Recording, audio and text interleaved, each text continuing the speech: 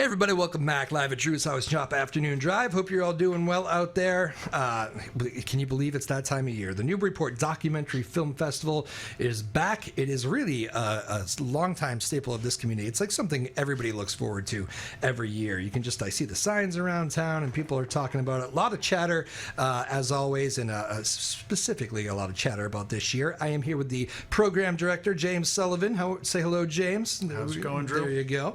And Mark Davis, first time on the show here, a filmmaker that a couple years now with the film festival for you. So great to have you guys both in here. Glad we could do it. Excited for a big weekend, huh?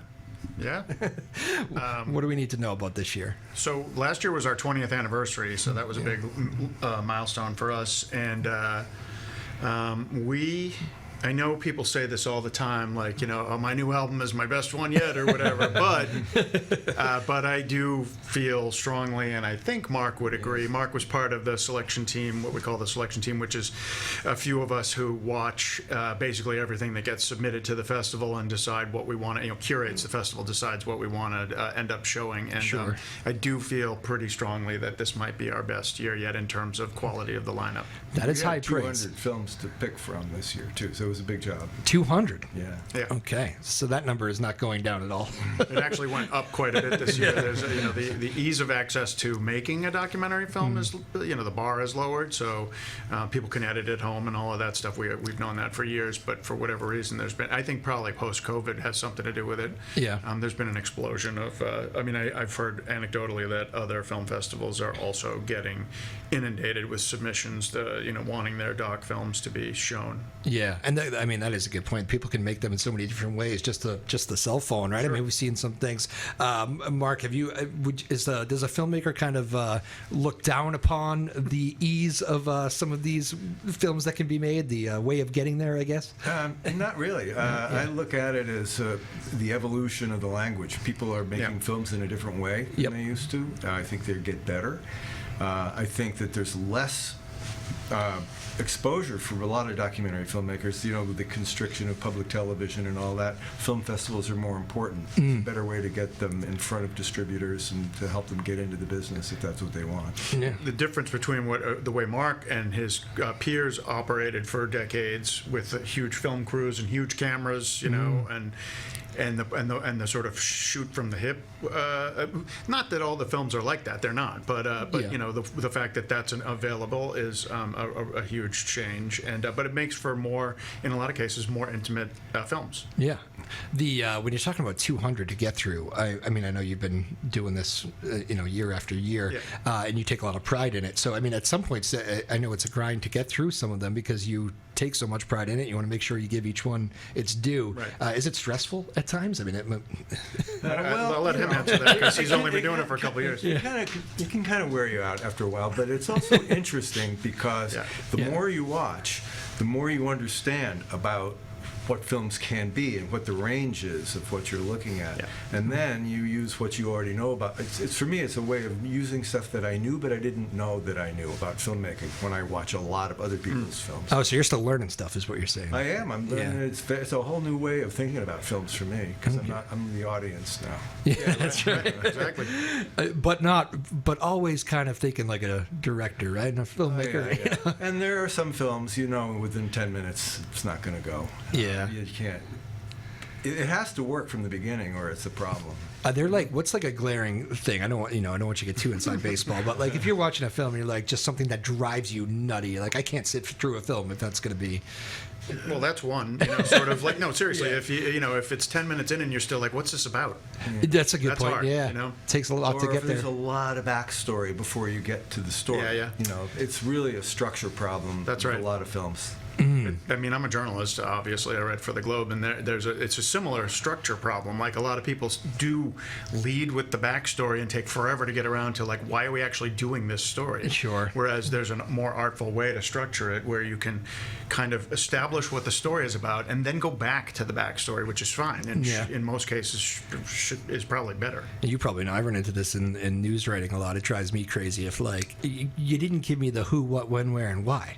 Like, clever, sure, but I don't know what we're here for. Yeah, and there's a fine line, because I teach journalism at Emerson, and a lot of students just lead with the bare facts. Yeah. And that to me is boring. So like, you know, Yes. you got there's a very fine line. Like it applies to filmmaking, obviously, too. Yeah, Fine line, but like artful entree into the story. But then you got to get to the who, what, where, when, why pretty quickly, or you lose your audience pretty quickly. Exactly. There you go. See, all worlds overlap here, right? This thing gets as far as like programming and people getting set for where to be and when. What's you want to roll through some of that, because it's a full weekend of fun. Right.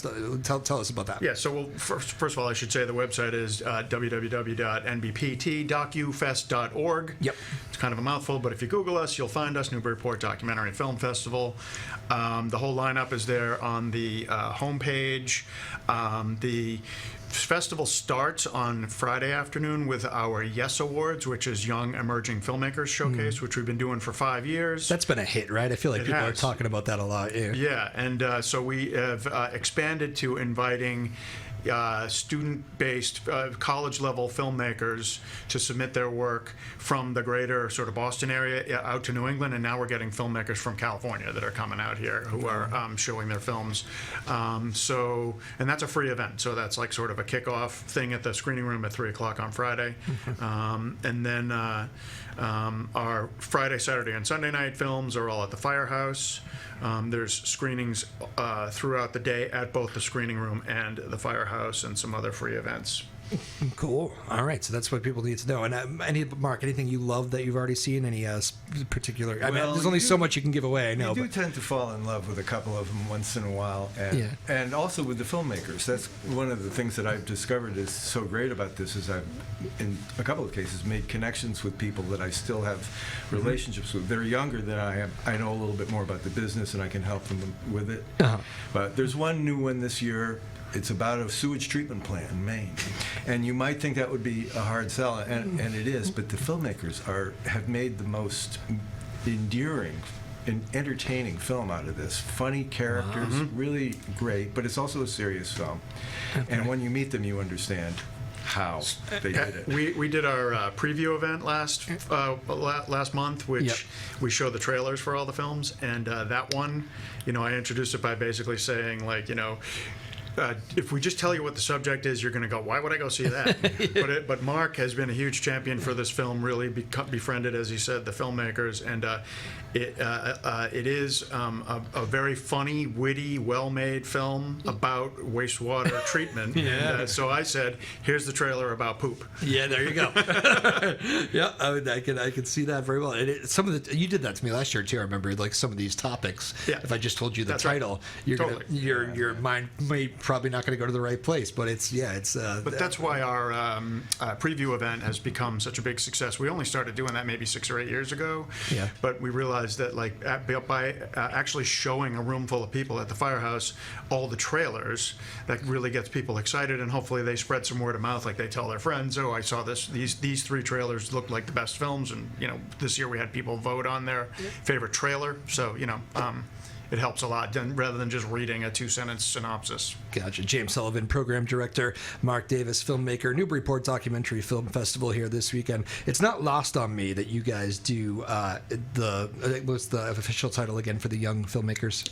Young Emerging Filmmakers Showcase, the Yes Awards. Thank you, the Yes Awards. It's not lost on me. F is silent. Yes. It's not lost to me that you guys go to that when there is this new world of filmmaking opening up, and I would imagine that does bring a lot of younger filmmakers to the game, just with technology and just new ways of doing things. And I imagine that's something that's very important to you guys, is to get those young people into this and into not just your film festival, but any film festival, right? This is a big thing for you. Film festival audiences definitely tend towards older folks in general, and documentaries for sure. Yep.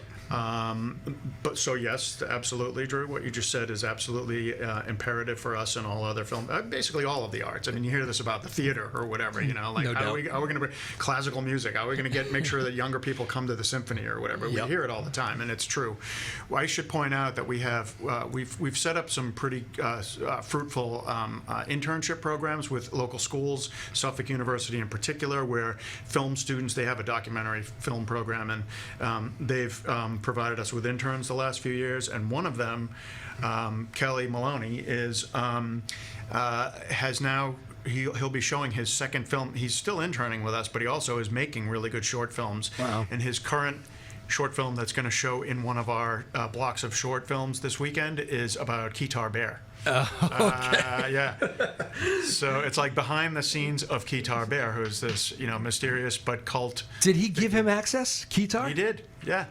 Can I tell you a funny story? I have a backstory on this. So yeah, I bet there is. Yeah, I couldn't get him. Jeff Brown is the anchor at WBZ News Radio, and he was having I don't know if it was his 10th anniversary or big birthday. I can't remember. But we were going to surprise Jeff. He's always joking. Whenever he sees Keytar, Jeff takes a video and he goes, "This guy's jamming out on the streets of Boston." So I thought it would be fun to get Keytar to come to the WBZ studios in Boston. His assistant called me back. Yes, his assistant, and said Keytar's very booked, and he doesn't really do too much of this sort of thing. I was like, "Are you kidding me? Really? All right." Okay, he's not too booked to come do the Newburyport Dog Fest. There it is. He's coming up on Friday to hang out in the square all afternoon. Unbelievable. Yeah. That was about 10 years ago. I wonder. I mean, I'm sure you guys have. I know you have. Schedule has cleared Maybe. out. Yeah, you guys have great pull, but I am a little insulted, Keytar. Yeah. Unbelievable. Jeff is going to lose his mind when he hears this because he knows all about my plan. He felt slighted by Keytar Bear. Send him up here. Is it Keytar Bear or the Keytar Bear? I think it's just Keytar Bear. I think it just is too. Yeah. All right. We'll make sure we get that right for the. Unbelievable. All right. Very good. Again, James Sullivan and Mark Davis joining us. Big weekend here, Newburyport Documentary Film Festival, which kicks off early Friday. So I don't know, get out of work early if you have to get things started here and get this going. What would you say is the most surprising thing about this year's batch of films? Is there usually there's some sort of theme or some sort of 2025 feel? I don't know. Boy, I don't know. What I think a little off the course of that question, but has something to do with it, is this democratization of the technology, making it easier to make films, has created a younger demographic that's making the films. And I think that's going to have something to do with our audience in the future. I think we're in the process of transitioning from the old model to the new one. Yeah. So we're seeing younger kinds of stories and films that might not have found a place on television in the 1990s. Yeah. They're looking for a place now. Well said. We're also definitely sort of hitting some of the usual themes. We have one called Democracy Noir, which is about the political situation in Hungary, which a lot of people have pointed out, mirrors and precedes the situation here by a few years.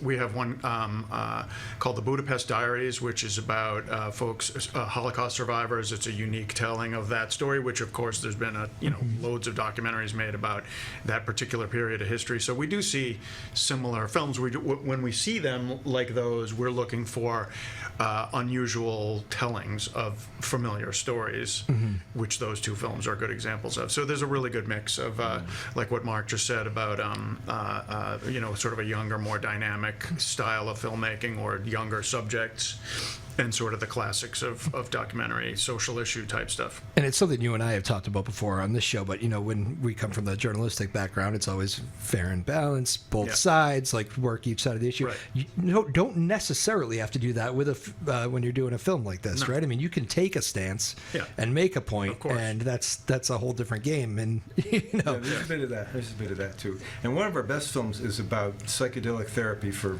veterans, especially Navy SEALs. Oh wow, yeah. A bunch of really wrecked guys went through, and you see them go through this process, and it really transforms them and kind of saves their lives. And that's going to be an eye-opener, I think, for a lot of our audience. That's a really good film, and it's called In Waves and War. It's playing on Sunday, and we've seen over the years, we've seen tons of films about veterans and veterans issues. This is a unique one because it's newish that they're trying, they're kind of like, I don't really know where else to turn, and therapists are saying, how about this? Let's try psychedelics, and it's working for these guys. Wow. That is interesting. Veterans in general, I mean, I know you're right. It is a popular topic, but I have a lot of veterans in here on, whatever days are coming up or whatever events are coming up. And it is something, like when they throw numbers at me about whether it be suicides or healthcare, very basic stuff, it is a little bit staggering and like kind of embarrassing. Like, I don't think I realized how bad that was. It's bad, And hopefully you get some veterans to come to that particular showing too. But yeah, that's I definitely feel underappreciated, undervalued, all that stuff with veterans. Every time and then you kind of move along with life, and it doesn't come up again until you hear another story. But it's probably something we should be doing better about as a country. Absolutely, yeah. Biggest surprise of this year's batch, and again, these are tough questions because they can't tell you everything. But they can. James and Mark both have a masterful way of teasing their what is to come. I'm trying to think of which film is the biggest surprise for me. Okay. Go ahead. I got one if you want. Go ahead. Well, I think we all want them all to be surprises because that's part of the value of the film. That's one of the ways you judge it. Is this something I expect or I've seen before? Right. We've got a kind of a Catholic soap opera. Nun and priest fall in love. Leave the church, and then things happen. And it's really a classic tale of everything that can kind of go wrong. I was wondering what your next line was going to be. Okay, the classic tale of... But it's a good-hearted film, but it's nothing that you would have probably seen before. Yeah, that's called In a Wintry Season. Yeah, I should have mentioned that. Nice, good backup. I'll mention one if I can. Our Saturday night film is called Come See Me in the Good Light, and it is about the poet Andrea Gibson, who was kind of like a rock star spoken word performer for 20 years or so, and Andrea's partner Megan, and it's about their struggle with Andrea's ovarian cancer diagnosis, which is life-threatening, and it's sort of like the wastewater documentary. On paper it sounds like, geez, wow. I mean, even the director himself has said to me multiple times, like, yeah, geez, when I first started thinking about doing this film, it was like, oh yeah, the cancer poetry documentary, that sounds great. But in fact, it is great. Like, it's a real celebration of life. These two women are beautiful, and their relationship is beautiful, and what they're going through is awful, but like the way they handle it is very much life affirming, and it's ultimately a very rewarding film, and that's our Saturday night. Okay. Feature, yeah. All right, so it's a powerful. You can already tell it's a powerful one. But it's funny. We did. I think I told you before at that I did a Mount Joy show the other day, which was a cancer. Yeah. Right. It was a benefit, right? It was a benefit. Yeah. Those cancer stories of like the fight that some of those kids, adults show. Totally. It's still gets me. Actually, the mother was talking about her son, and the son was like, I've heard the story before. Yeah, it was tough, but here I am. It's like some of the fights that they go through are just that whole community is amazing. What would you tell people that are coming out as far even just practical stuff? Just come with an open mind, I think, is probably the first one, and be ready to go. But is there anything like any to-dos? On a practical level, we just found out that they're ripping up State Street on Friday. So, like, getting to the screening room might be a little tricky. The sidewalk might be, pinched. But they're doing it Friday. Apparently, they're preparing the street in preparation for paving, and there'll be no parking, and it'll be noisy during the day. But it's not at night, and I don't think on the weekends. Oh, okay. Right. So there's that. But we do have... That's very practical. Yeah, very practical. We have, lots of fun stuff going on. In addition to Guitar Bear, we have our... as of the last couple of years, we have a mascot named Popcorn Patty, which people may have seen around town, and Patty will be around. Yep. We have multiple free...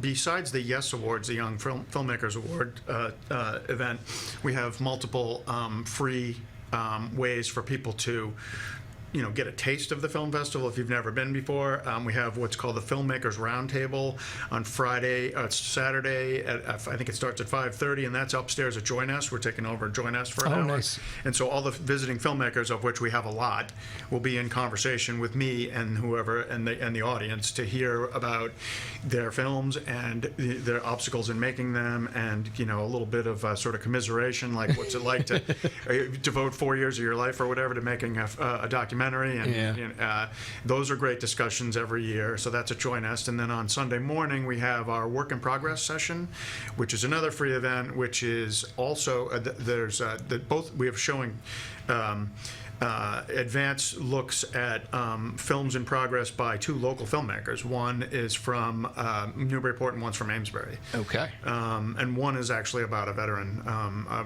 unique take on a veteran. The guy, Tim from Amesbury, is making a really unique film about a veteran who's an amputee, lost her legs in war. But it's a really fascinating way that she's coping with her situation, and so that's another great way to engage with the festival for free if you aren't sure about, if you've never been before and want to see what we're up to. Well said. You ever done 4 years for a movie, Mark? I think I'm going to just stick with this for the time being. After doing it for 40 years, when I realized I didn't really have to anymore, I took it. I took the opportunity. Did a film ever take you? What's the longest you've ever worked on a film? I've worked on films that took over 6 years, I mean, stories that unfolded, but I'd also be working on other things at the same time. Not trying to do too many at the same time. But, in my really busiest years, in the mid-90s to the late 2000s, I was working a lot of films over a long period of time. I bet. Huh. I did a bunch of films on Mars rover missions, shot at the Jet Propulsion Lab in Pasadena, where they build these things and they run the missions. And some of those missions were thought it was going to last 6 months, but it ended up lasting 15 years. Wow. So that story got longer and longer, and I just kept making more. There you go. Yeah, that's crazy. I mean, it can be, and some of them probably go quick too, right? I'd imagine if you have something that in this day and age you can probably spit documentaries out quickly. Well, yeah, you can. I think it's a little easier to get it done now. It's finding the place to put it. There's a lot. That's right. There's a real shrinkage of available venues for commercially, for people that are doing it for a living. Sure. Well, there was a boom like about 4 years ago, like when everybody was watching stuff like My Octopus Teacher.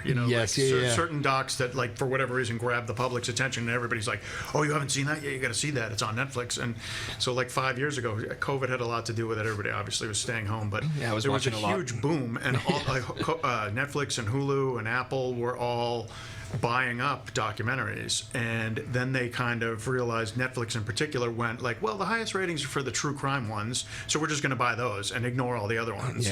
And that happened, and now there's like a real scale back. Like a lot of those streamers are saying like, I don't know, we're like, I don't know if we got our return on investment for scarfing up so many documentaries. So a lot of filmmakers are saying now what Mark just said, which is, wow, all of a sudden we don't have the outlets that we thought we had just a couple years ago.